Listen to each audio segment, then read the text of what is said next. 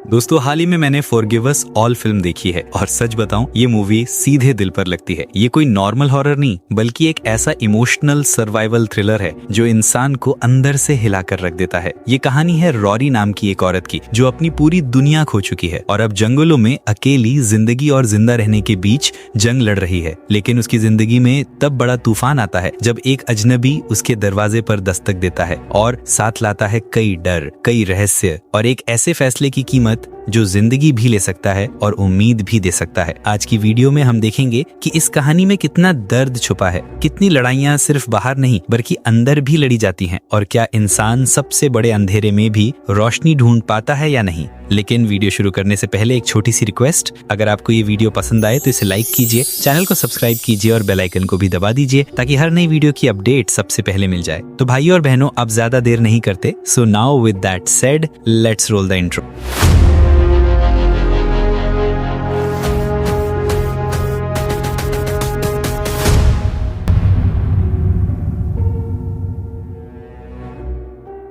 Film की शुरुआत होती है एक ऐसी दुनिया से जहां पर ज़ॉम्बी वायरस का हमला हो चुका है, जिस हमले ने दुनिया में तबाही फैला दी है। दुनिया के तकरीबन ज्यादातर इंसान या तो मारे गए हैं या फिर ज़ॉम्बी वायरस से इन्फेक्टेड हैं। बचे कुछ इंसानों को गवर्नमेंट ने अपनी फैसिलिटी में रखा हुआ था, बिल्कुल कैदियों की तरह। लेकिन फिर भी 108% सर्वाइवर्स ऐसे भी थे जो गवर्नमेंट के कैंप्स में नहीं गए थे और अपने घरों में ही थे। और इन्हीं बचे कुछ इंसानों में हम रॉरी को भी देखते हैं, जो इस टाइम अपने हस्बैंड की ग्रेव के सामने बैठी हुई रो रही थी। उसने खुद ही अपने हस्बैंड को मारा था क्योंकि उसके हस्बैंड भी ज़ॉम्बी वायरस से इन्फेक्टेड हो चुका था और ज़ॉम्बी बन चुका था। रोते हुए वो घर के अंदर जाती है तो देखती है कि अब उसकी बेटी भी मर चुकी थी, जिसके ऊपर उसके इन्फेक्टेड हस्बैंड ने ही हमला किया था। रोते हुए वो अपनी बेटी से माफी मांगने लगती है कि वो उसे उस वायरस से नहीं बचा पाई। अभी वो रो ही रही थी कि अचानक उसका दुख डर में बदल गया, क्योंकि उसकी बेटी दोबारा जिंदा होकर बैठी थी। लेकिन अब वो इंसान नहीं रही थी बल्कि खुद भी एक ज़ॉम्बी बन चुकी थी। ये देखकर रॉली शॉक्ड रह जाती है, लेकिन अब मजबूरन उसे भी अपनी बेटी को सर में शूट करते हुए मारना पड़ता है, क्योंकि अब उसकी बेटी भी सभी लोगों के लिए खतरा बन गई थी। आज उसने खुद ही अपनी पूरी फैमिली अपने हाथों से तबाह की थी। इसी वजह से वो बिल्कुल टूट चुकी थी, डिप्रेशन में चली गई थी वो।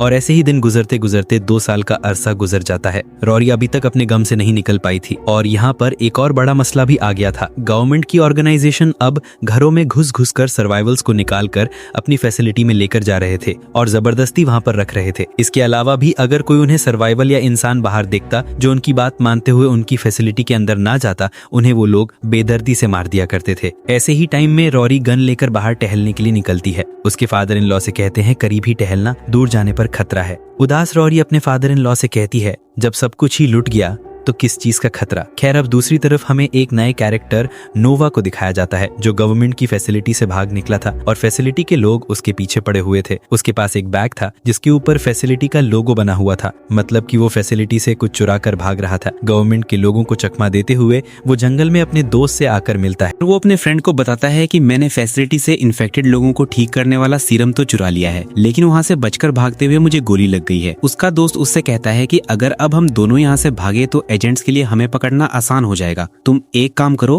अपनी टोपी मुझे दो और यहाँ से भाग जाओ। नोआ अपने दोस्त को छोड़कर नहीं जाना चाहता था, पर उसका दोस्त नोआ को याद दिलवाता है कि तुम्हारे बेटे को इस टाइम इस सीरम की बहुत ज्यादा जरूरत है और तुम्हारे पास सोचने का वक्त नहीं है।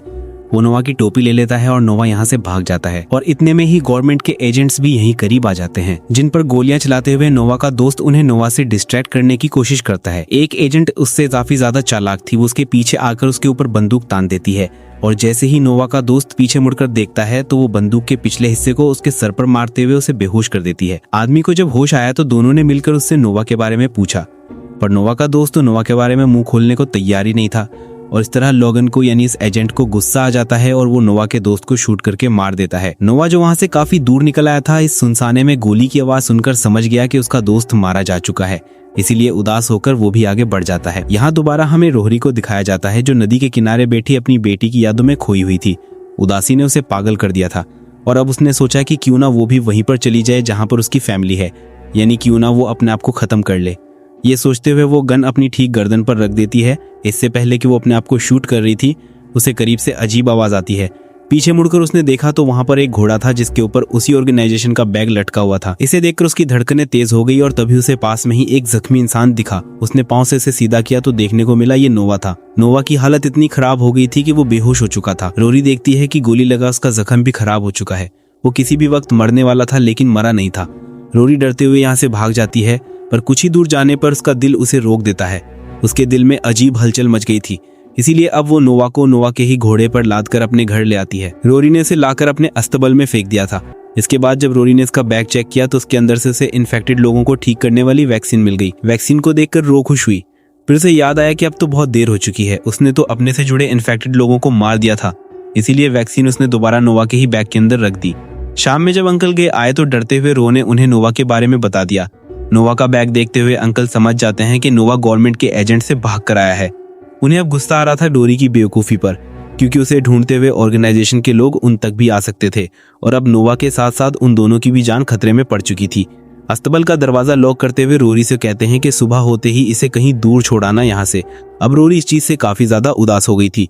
अंकल खाने के टेबल पर भी उसका मूड ठीक करने की कोशिश करते हैं और साथ ही उसे ये कहते हैं कि वो थोड़े दिन बाद शहर जाकर अपने घर के लिए कुछ सीसीटीवी कैमरास ले आएंगे ताकि वो यहाँ की सिक्योरिटी बढ़ा सके। पर रो उन्हें टाउन करती है और कहती है इस घर में बचाने के लिए है ही क्या। ये कहते रो अपने एक बेटी के रूम में चली जाती है और उसके टॉयज पकड़कर रोने लगती है। फ्लैशबैक से हमें पता चलता है कि जिस दिन रो ने अपने हस्बैंड और उसकी बेटी को मारा था तब वो दोनों ही इन्फेक्टेड हुए थे। उसी दिन रो की बेटी का बर्थडे था। वो दोनों ही रो के हस्बैंड का वेट कर रही थी जो इन्फेक्टेड हुए लोगों की मदद करने के लिए बाहर निकले थे। जब वो वापस आए तो खुद भी इन्फेक्टेड हो चुके थे और उन्होंने ही अपनी बेटी के ऊपर हमला करते हुए उसे भी इन्फेक्टेड कर दिया। इसीलिए रो को मजबूरन पहले अपने हस्बैंड को और फिर अपनी बेटी को खुद ही मारना पड़ा। रोरी अपनी सोचों में खोई हुई थी कि अचानक उसे बाहर से किसी हलचल की आवाज सुनाई दी। उसने अंकल के रूम से बाहर अस्तबल की चाबी चुराई और बाहर देखने के लिए आ गई।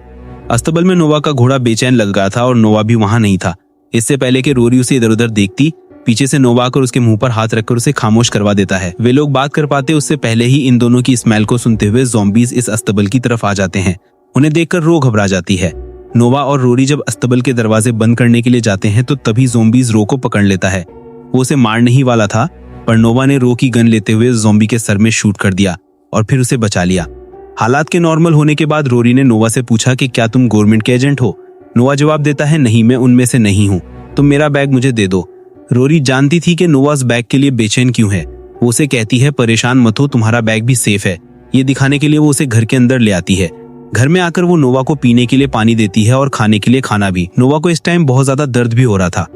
डोरी उसका जख्म भी साफ करती है, जिसके फौरन बाद नोवा यहाँ से जाने की बात करता है। डोरी उसे कहती है आज रात यहीं पर रुक जाओ, जो तुम्हारी हालत है तुम अपने घर भी नहीं पहुंच पाओगे, और अगर आज रात रुककर तुमने आराम कर लिया और अपने अंदर ताकत जमा कर ली तो तुम आसानी से अपनी मंजिल पर पहुंच पाओगे। नोवा रो को बताता है मेरा जाना बहुत ज्यादा जरूरी है। मेरा बेटा 2 दिन पहले ही इन्फेक्टेड हो गया है और मुझे उसे हर हाल में बचाना है और उसी के लिए मैंने ये सीरम चुराया है। रोरी उससे वादा करती है कि मैं तुम्हारी घर पहुंचने में जरूर मदद करूंगी और ये कहते वो उसे रात के लिए घर रुकने पर मना लेती है। सुबह जब नोवा की आंख खुली तो अंकल उसके ऊपर गन ताने खड़े थे। शोर सुनकर रोरी भी बाहर आ गई।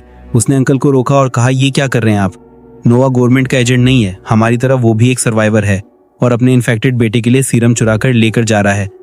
मुझसे तो कितना अच्छा है, अपने बेटे को बचाने की कोशिश कर रहा है और मैंने तो उन दोनों को ही मार दिया था। डोरी की बातें सुनते हुए अंकल भी इमोशनल हो जाते हैं और नोवा से कुछ नहीं कहते। डोरी नोवा की शर्ट बदलने लग जाती है और इसी दौरान अंकल नोटिस करते हैं कि नोवा बहुत अटक अटक कर सांस ले रहा था। उसके सीने में हवा भर चुकी थी और इस तरह वो जल्द ही मर जाता। इनके पास कोई डॉक्टर भी नहीं था, इसीलिए अंकल खुद ही इतने बड़े काम का रिस्क लेते हैं और एक बारीक सीजर उसके सीने में स्टैब करते हुए उसके सीने से हवा को निकाल देते हैं। अब नोवा की हालत बेहतर तो हो गई थी, वो सांस तो सही से ले रहा था लेकिन खून ज्यादा बहने की वजह से वो बेहोश हो चुका था। ये देखते हुए डोरी समझ जाती है कि नोवा अब वो वैक्सीन अपने बेटे तक नहीं पहुंचा पाएगा। रोली फैसला करती है कि वो ये वैक्सीन खुद नोवा के बेटे तक पहुंचाएगी और ये सुनकर अंकल उसे डांट देते हैं, ये कहते हुए कि वो तुम्हारी बेटी नहीं है जिसके पीछे तुम इतना खतरा मोल लोगी। अब ये लोग बातें कर रहे थे कि घर के अलार्म्स बजने लगे। अंकल ने जाकर सीसीटीवीज में देखा कि बाहर 2 गवर्नमेंट के एजेंट खड़े थे। ये लोगन और उसके साथी ही थे जो पहले से नोवा के पीछे पड़े हुए थे। ये देखकर अंकल फौरन जल्दी से अंदर आकर रो और नोवा को यहाँ से बाहर जाने को कहते हैं और साथ में नोवा को एक ताकत का इंजेक्शन भी लगा देते हैं। रोली अंकल को इस तरह छोड़कर नहीं जाना चाहती थी तो अंकल उससे प्रॉमिस करते हैं कि मैं तुम्हारे पीछे जरूर आऊंगा। उन दोनों के यहाँ से भागते ही थोड़ी ही देर में लोगन और उसके साथी भी इन लोगों के दरवाजे तक पहुंच चुके थे। आते ही वो अंकल से नोवा के बारे में सवाल करते हैं तो अंकल साफ झूठ बोल देते हैं कि वो तो अकेले यहाँ पर रहते हैं और पिछले कई दिनों से उन्होंने किसी को भी यहाँ आते नहीं देखा। यहाँ पर लोगन यानी वो एजेंट उससे पूछता है कि आप कैंप में क्यों क्यों नहीं रहते? तो वो बताता है क्योंकि मैं अपने बेटे और पोती को छोड़कर नहीं जाना चाहता, जिनकी कब्रें मैंने अपने घर के पीछे ही बनाई हुई हैं। बड़ी सफाई से वो झूठी बोल रहे थे कि तभी उस एजेंट लोगन ने नोवा और रोली का घोड़ा भागते हुए देख लिया। अंकल से तो वो बाद में निपटता, वो अब उन दोनों को पकड़ने के लिए उनके ऊपर फायर करना शुरू कर देता है। अंकल भी रोरी और नोवा को बचाने के लिए लोगन के कई आदमियों को शूट करके मार देते हैं, लेकिन ऐसे में उनको भी बहुत सारी गोलियां लग जाती हैं। रोली और नोवा एजेंट्स की नजरों से ओझल हो जाते हैं और इस गुस्से में एजेंट लोगन अंकल को आकर करंट देते हुए उन्हें टॉर्चर करते हुए उनकी जान ले लेता है। लोगन के असिस्टेंट को उसकी इस बहरहमी पे बहुत ज्यादा गुस्सा आया था। जो सलूक वो इंसानों के साथ करता था, ऐसा करने को तो उसको गवर्नमेंट ने ऑर्डर भी नहीं दिया था। वो अपने ही अंदर की शैतानी ख्वाहिशें पूरी करने के लिए कितने ही लोगों को मार चुका था और फाइनली उसकी असिस्टेंट अब उससे कह देती है कि मैं तुम्हारे इन गुनाहों का हिस्सा नहीं बनना चाहती। ये सुनकर लोगन को गुस्सा आ जाता है और वो अकेले ही नोवा और रोली का पीछा करने का फैसला करता है। इधर हम देखते हैं कि नोवा और रोली आ चुके थे जंगल के पास, जहाँ पर आकर नोवा रोली से कहता है कि तुम अपने घर वापस लौट जाओ, अब मैं आगे चला जाऊंगा। ये सुनकर रोली कहती है नहीं, मैं तुम्हारे साथ तुम्हारे घर तक जाऊंगी। मैं अपनी बेटी को, अपने हस्बैंड को नहीं बचा पाई, लेकिन मैं इस गिल्ट के साथ नहीं मरना चाहती कि मैंने तुम्हारे बेटे को भी बचाने में तुम्हारी मदद नहीं की। नोवा उसकी कंडीशन को समझते हुए हाँ में सर हिलाता है और उसे एक ऐसा स्प्रे देता है जिससे ज़ॉम्बीज उनको स्मेल नहीं कर पाएंगे और वो आसानी से अपने घर पहुंच जाएंगे। अब ये लोग बातें ही कर रहे थे कि पीछे से इन लोगन इनके करीब पहुंच गया और दूर से ही इनके ऊपर गोलियां बरसाने लगा,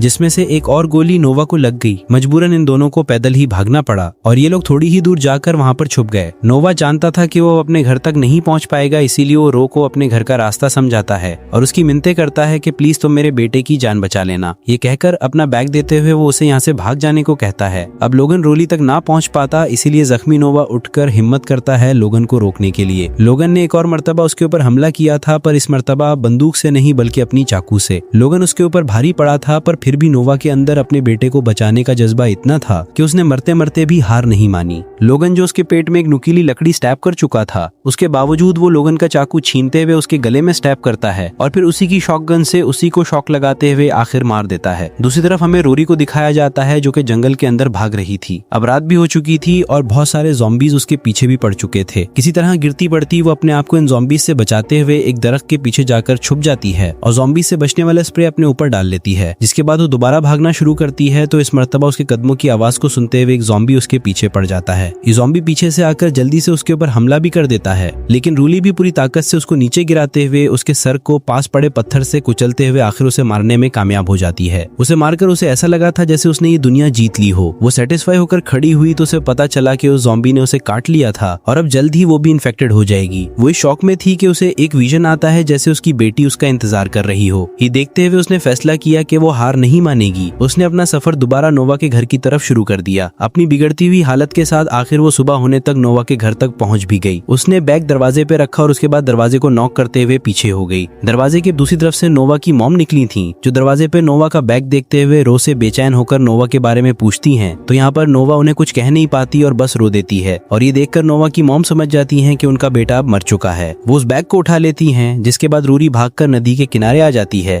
तो दोस्तों कहानी को हम यहीं थोड़ा सा रोकते हैं। अगर आप जानना चाहते हैं कि आगे क्या हुआ तो बस कमेंट में नेक्स्ट पार्ट लिख दीजिए और चैनल को फॉलो करना मत भूलिएगा। मिलते हैं अगली कहानी में, तब तक के लिए टेक केयर।